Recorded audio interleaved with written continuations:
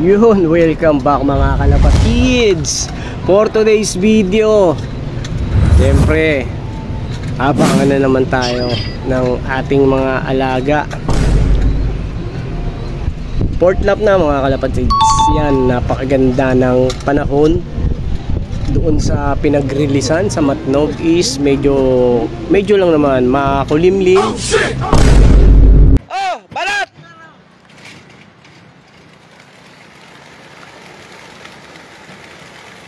Ayan na! Ayan na ano! WPFC Manila! WPFC Cavite! Nag-release sila dun sa Matnog ng 6:40. Yan, napakaaga ng release. So, time check tayo. Ano pa lang, 12:15 pa lang. Ang ginawa ko is naglinis na muna ako ng ating loob para pagdating naman ng ating mga alaga is maginhawa sa kanilang pakiramdam kung may darating.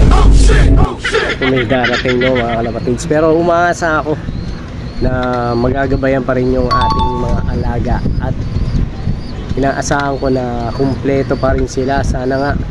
So, yun, pagkatapos nilang pagdaanan yung first lap, second lap, and third lap na kumpleto silang umuwi.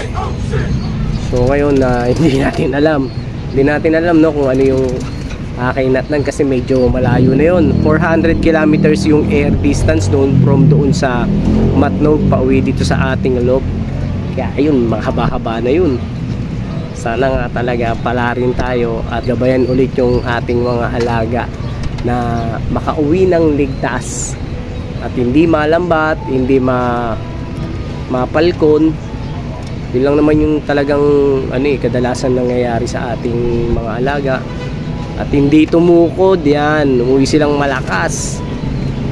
Kasi pag tumukod may possible na makainom sa kung saan-saan di ba? Kaya doon nagkakaroon ng sakit. So, iabang ko na tong ating camera maya-maya. Kaya samahan nyo na lang ako rito. Good luck nga pala sa lahat ng may mga ikinarga pa nitong fourth lap sa WPFC, no? At sa ibang club na rin, good luck po sa inyo. Naway pala rin tayo na makapagpaklak, makapagpauwi ng kumpleto. So, tara, let's!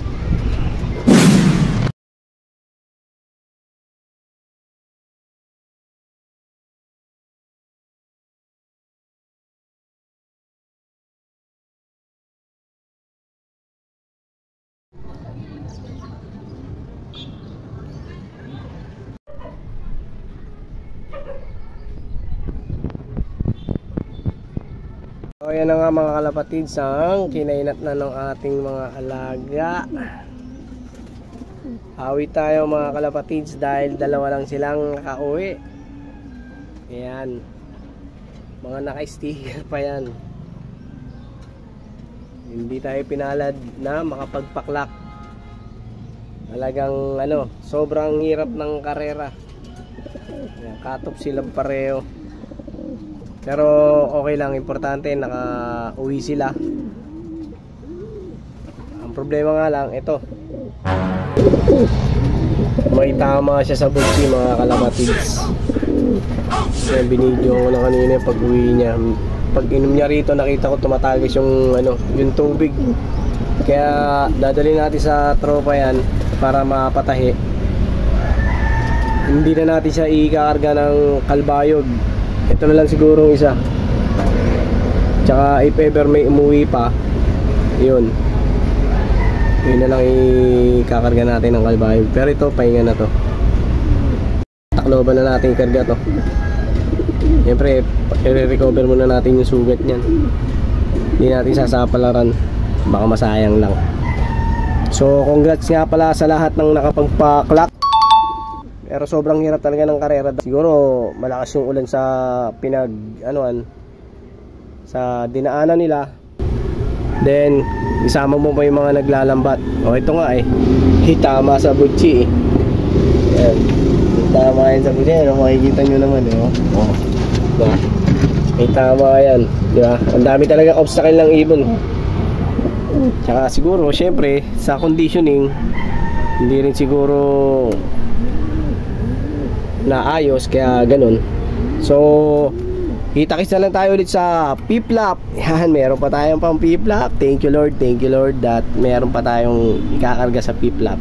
So hanggang dito na muna ulit. Maraming salamat, paalam.